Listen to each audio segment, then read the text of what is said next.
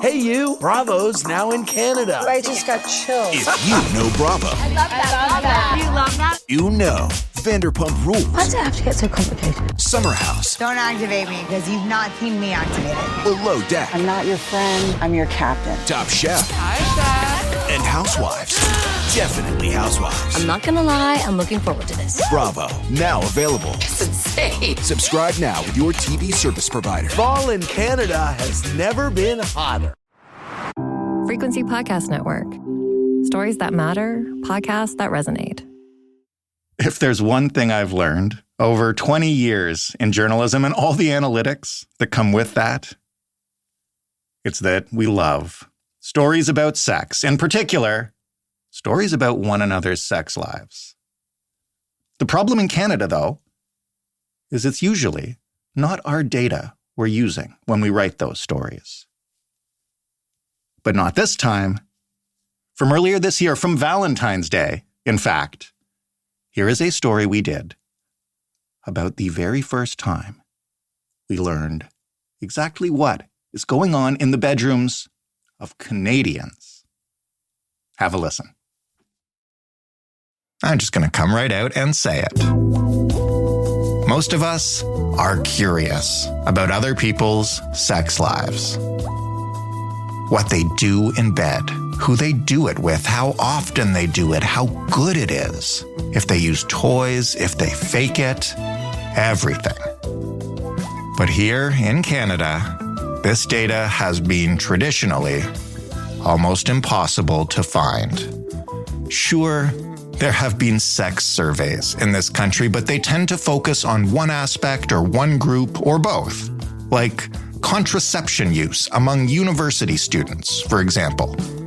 Or the surveys tend to be quick and dirty and unscientific, often put together by people selling sex toys or dating apps who want clicks. What we haven't had, and by this I mean we have never ever had in this country, is comprehensive and scientific research on the sex lives of all Canadians, a representative sample from coast to coast. Single, married, gay, straight, students, the elderly, monogamous, polyamorous, all of it. We haven't had that until today. So, let's get it on.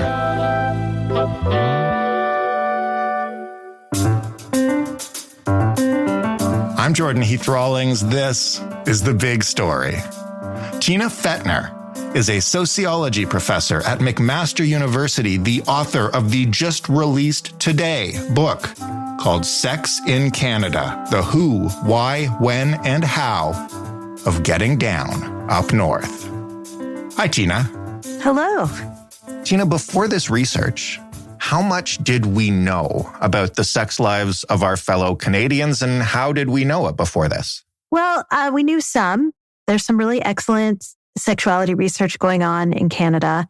A lot of it focuses on sexual health, and a lot of it focuses on sexual risk. And so we tended to have a lot of information about the sex lives of some Canadians, like teenagers or sex workers, gay men, people with increased exposure to HIV. But we haven't yet, until now, really done just a broad overview of sexual activity of the average regular Canadian sexual behavior. What do we get out of an overview like that? What does it teach us? And why is it important for me to know in general how my sex life compares to the average Canadian? Well, one of the things about sexuality is that, we have a lot of myths and misinformation. We tend to have some moral panics about sexuality. And the more we have kind of a factual basis of sexual behavior for average Canadian, we can move away from misunderstandings about our sexuality and really understand what regular Canadians do. Give me one example before we move on, and we'll probably get to more, of a myth that was busted by this research. Okay, so let's talk about our sexual behavior. How much do we have? How long do we have it? And so what I've learned was 70% of Canadians, for example, had sex in the past year.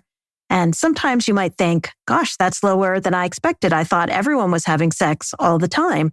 But you think about it and you think, okay, well, some people in this survey are quite young and they haven't had sex yet. Other people are perhaps having health problems or between relationships. And so if you really think about it, it is like a big part of most of our lives, but not everybody's life. One of the things that we encounter a lot on this show as we look for topics and areas to dive into is how often Canada is conflated with America when it comes to data that we simply don't have specifically here. And I know you mentioned this in the introduction to your book about how, most of the previous studies that we use up here have been done on Americans. So how different are we from the results you would see in terms of this kind of sexuality in Americans? This is the question that was so interesting to me. And so I really wanted to know. And I think that, in large measure, the dominant sexual culture of Canada is not all that different from the United States. Things like the proportion of the population that's lesbian, gay, and bisexual might be similar, or the media that we consume about sexuality is often kind of similar. But to the extent that we have fundamental demographic differences with the United States, these are reflected in our sexual behavior. And so a couple of examples are our Francophone population has a slightly different sexual culture than our Anglophone population. Do they have more sex or less sex? What would you guess? More. They do have more sex than the Anglophone population. We gave our survey participants the opportunity to answer in English or French. So the people that chose to answer in French, about 53% of them said that they had sex in the past month, compared to about 48% of Anglophone. I want to ask you just bluntly maybe to start sharing some of the results. I know you've teased us with a couple of them. How much sex are Canadians having in general as a population? I've already mentioned that we have about 70% of us had sex at some point in the past year. But what we really want to know is how often do people have sex? How much sex are they having? That's what we all want to compare ourselves to, right? We want to compare ourselves, right? But I think that we might be off base in terms of our understandings of how frequently people have sex. We just heard about 50% of us have had sex in the last month. And other kind of more fine-grained estimates think that most people probably have sex a little bit more often than once a week, right? So about 55 or 60 times a year. And so, this is sometimes, I think, a surprise to people who imagine that other people are having a lot more sex than they are. And I think that's one of the really great things about knowing the facts. So 1 point something times per week, very, very roughly. Is that singles having more sex or married people having more sex? Or cohabiting people? Let's just use common law living together, partnered people. Yeah, it's very interesting. Sometimes singles get the reputation of having more sex than anybody else because they're out on the market and they're active and they're looking. But in fact, it's pretty convenient to be living in the same place as your sexual partner. And so married people and people living in common law relationships have more sex and quite a bit more sex than single people. So the data from my survey show that about 55% of married people and 68% of common law people had sex in the past month, compared to 39% of single people. Why is common law so much higher than married? It's fascinating, isn't it? We're not 100% sure.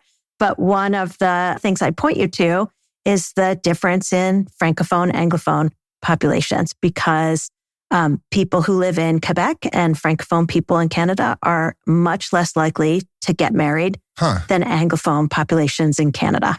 What about age? Where does it come into this? And, I should mention one of the things that you write in this book and looked at in the research is that there are less taboos than there used to be around discussing sex in this day and age, but one of them is still around sex in the elderly.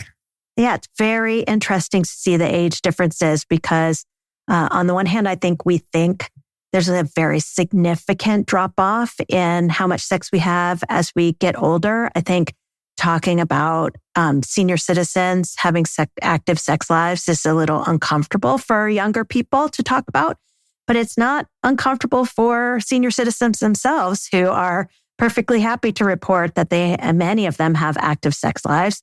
I think it's fair to say that the amount of sex we have does tail off over our life course. So people in their, teens, 20s, and 30s are having more sex than people in their 60s and 70s. But it doesn't ever drop out entirely. People reported active sex lives up to the oldest people in our survey. And so sex is a part of our lives the whole time. It's very strange, though, that we can dive into all this data, but yet it's the discussion of the sex lives of elderly people that, as you say, makes us a little bit uncomfortable. Why is that? I think that this is just social taboos. We have always come from a position of reproduction and childbearing as the place that is the safest kind of sex to talk about. And any movement away from that, whether that's into lesbian and gay sexuality, whether that's into the sex lives of people who are beyond their childbearing years or socially defined as too young to have children, these are the kind of sexual behavior we are less comfortable talking about. Hey, you. Bravo's now in Canada. I just got chills. If you know Bravo, I love that. You love that? you know Vanderpump Rules, Why does it have to get so complicated? Summer House, Don't activate me because you've not seen me activated. Below Deck, I'm not your friend. I'm your captain. Top Chef, Hi, Chef. and Housewives. Definitely Housewives. I'm not gonna lie, I'm looking forward to this. Bravo, now available. It's insane. Subscribe now with your TV service provider. Fall in Canada has never been hotter. Are there any other things that stand out to you when you look at this research as similar to that, as things that we don't often talk about but show up clearly in your data when people respond honestly? Yeah, we have so much great data on what kind of sex people are having. So one of the things that we talk about, we're more comfortable talking about our sexual relationships. We're more comfortable talking about love than we are talking about the actual sexual activities that we do when we're having sex, either alone or with a partner. And so I really enjoyed learning more about what kinds of sexual behaviors people reported having. And what I found is that people are having a wide variety of different kinds of sexual behaviors. But as I argue in the book, there are social differences that impact how often we might have one kind of sexual behavior or another. Give me an example of a couple of those things. These are pretty fun to talk about. And so one of the things that I asked people was whether they identified as a feminist or not. So I wanted to see if something like a feminist identity that's a product of a social movement might have an impact on the kind of sex that people have. And what I found out was that, yes, it did. And so people who took on that identity called themselves a feminist. For example, feminist women reported masturbating more often than non-feminist women. That might not be a surprise since talking about sex is an important part of feminism and feminist culture. But we also found that the kinds of sex and partnered relationships that feminists have are significantly different from non-feminists, including the amount of oral sex that feminist women receive and that feminist men are willing to give. And so I find that those who claim a feminist identity are having more sex that is kind of centers around the clitoris and around women's sexual pleasure than those who are not feminist. You just mentioned something that I think is pretty interesting in terms of, what kind of partnered sex people are having and with whom, especially when you look beyond what we would traditionally consider sex and start considering things like oral sex. What did you learn about, reciprocity in the bedroom, let's say, between people who identify as women and identify as men? And is there indeed the kind of gap that I think a lot of people would envision between who gives and who receives? Yeah, what's very interesting is that there is a serious gender gap in orgasms that every study in the US and Canada has found as long as we've been asking this question, but only among heterosexuals. Right. And so this is not an issue of LGBT sex. This is an issue of heterosexuality. And in the context of heterosexuality, men have many more orgasms than women. And one of the things that we found with this research is that both men and women in heterosexual relationships become more focused on male sexual pleasure than on female sexual pleasure. It becomes a job of both partners to make sure that men's orgasms seem easy, natural, no problem at all. And it's no one's problem or it's less often everybody's problem to think about, women's sexual pleasure. And we did some follow-up interviews to ask people why.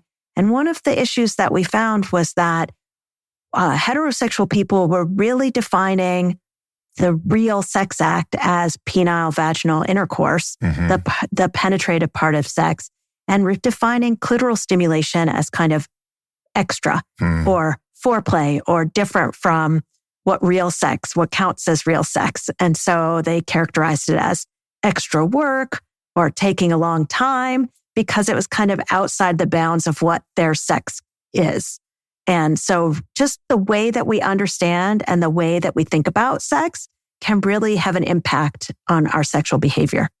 Is that changing or has that changed? You looked at people in every age group. Is that gap getting smaller? Are the kids doing it better than we did? Yes and no. I would answer that two ways. So one of the things that we could compare our data to previous studies, and the gap that we found was smaller than in previous studies. And so that was about a 30 percentage point difference among heterosexuals.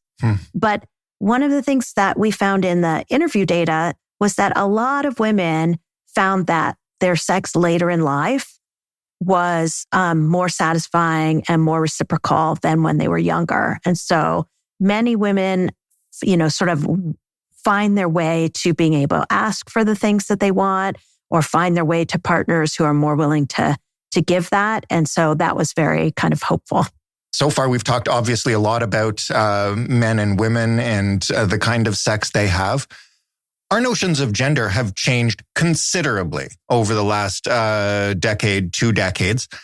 In a survey like this that gets at the nitty-gritty of sexual acts, how do you account for all the different ways people may identify now? I imagine that is kind of a challenging scientific question.